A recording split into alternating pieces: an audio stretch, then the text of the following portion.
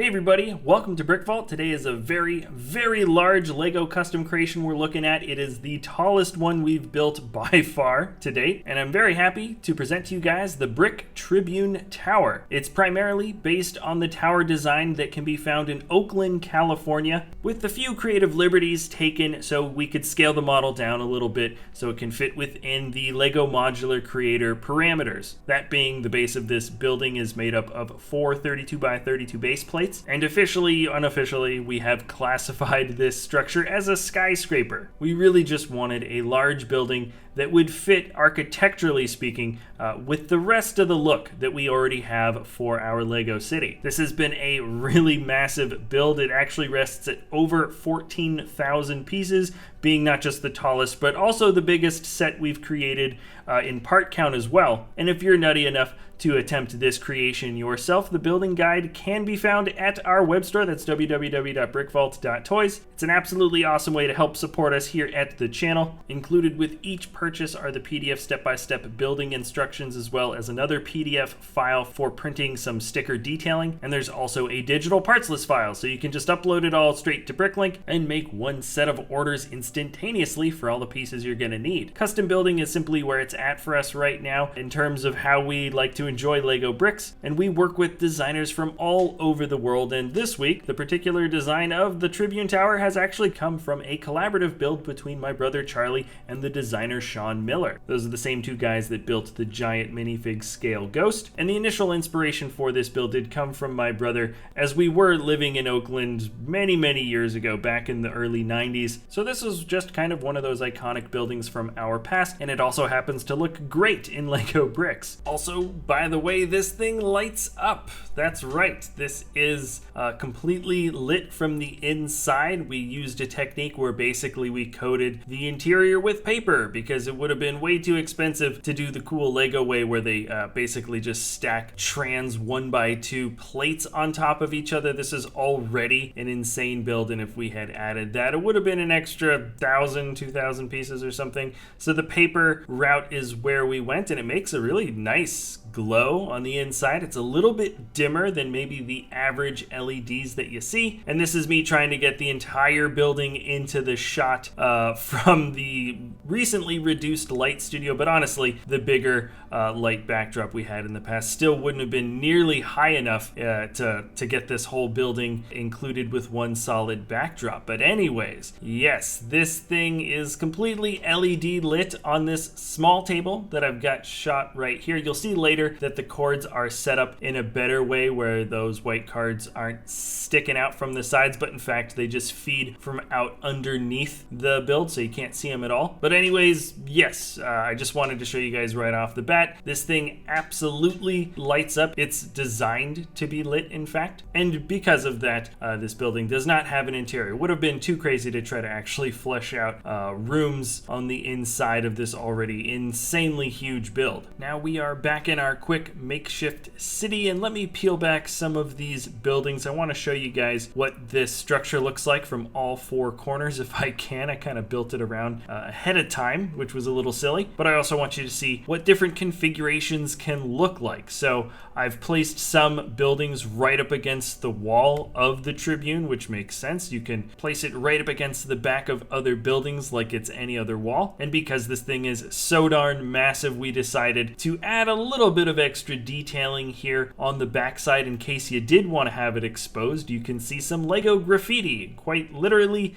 and figuratively. It's made of Lego and it says Lego. This is the Oakland Tribune Tower after all, so it's all too fitting. So in case you didn't want to have your building surrounded on all sides by other creator modular sets or custom modular sets, this back wall here doesn't suffer from being too boringly blank. or at least we hope it doesn't. This was an idea I think my brother just shot by Sean sort of randomly, and he built it in wonderfully. I think the design looks awesome. And you guys can let me know in the comments what other type of Lego tag or graffiti do you think we could have, should have, or maybe should alter or change for the future. Personally, I'm still liking the Lego logo.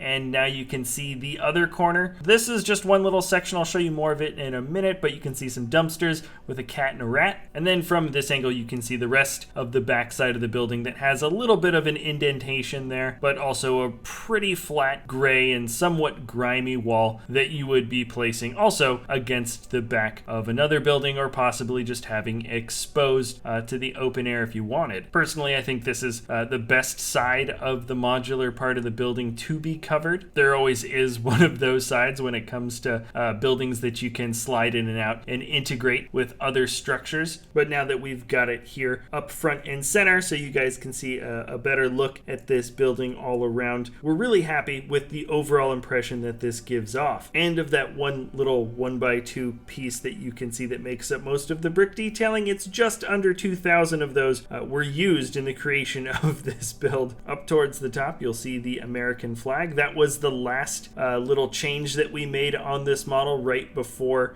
making this video, in fact. The sand green roof comes to a nice point. We have some sticker detailing that make up the clocks there with some fun white stonework. I particularly like those white cheese wedge pieces. And then on all four corners, you can see the BrickVault letters that actually spell out Tribune on any of the sides. All this wonderful artwork and the lettering that you see there, that's all Sean Miller's work. And I think this is probably the most successful part of the builds, though, when you look a little bit closer, is the indentation, just that half stud indentation by the windows. It makes all the difference when looking at this build from far away. It gives a little bit more extra dimension to this building instead of just a flat wall and windows on any of the sides. You can see some other maintenance structures on the top, a little satellite dish, and yes, that is Black Panther hanging out on the rooftop there. I figured that would be the most appropriate character for this building, and we're just circling by the tower from a few different angles so you can get a general impression of what this thing looks and feels like against a general city backdrop. You might have also noticed that some of those windows are blanked out. They're mostly white from behind. That's the paper that you're seeing, but you're also seeing a little bit brighter white. That's actually brick built in there, and there's some black windows as well, also brick built. You can change those around on the inside modularly in case you wanted to play around with where the light comes through in certain windows or not. I haven't yet played around with minifigure silhouettes against the paper, but I have a feeling that might work. And then there is actually one thing that I totally forgot to add until right now, but there was a little bit more sticker detailing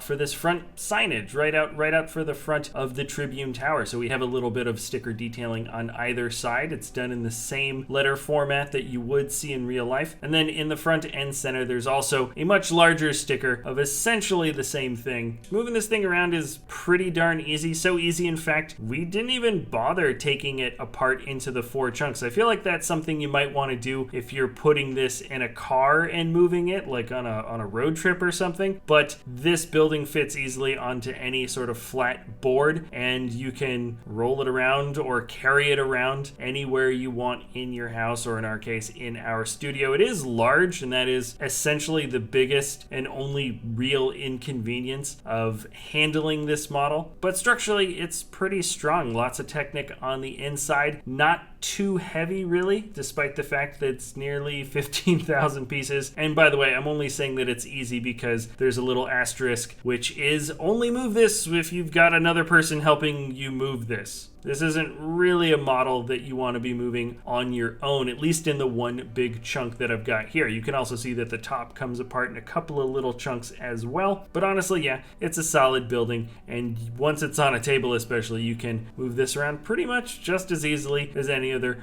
modular building set. Let's finish off now with a couple of shots of the Tribune totally lit up in our display room with all the lights off, or most of the lights off, minus a couple of little ones to kind of flood the area. This is a pretty accurate look as to how bright those lights are going to be in real life. Now for this shot, I brought the lights way down to basically where it's nearly pitch black in this room, and I put the exposure way up so now they look a little bit brighter. It's a really nice scene, and if we lit up the rest of our city, I think it'd be a really wonderful thing to look at. And especially now, you can see some of those blotted out or covered up windows juxtaposed nicely against the silhouette of the building overall. So number one, lighting up and building this giant model is probably our biggest inspiration and or motivation to light up the rest of our city, so that should be coming along at some point in the future. And if you are crazy enough to try to build one of these Tribune towers on your own, the building guide can be found at our web store. That is www.brickvault.toys. Thanks a lot for watching, everybody. If you enjoy our content, you can always like or subscribe. Let me know what types of buildings and or custom creations you would like to see us do in the future. Like always, thanks so much for watching, everybody, and yeah, we'll see you next time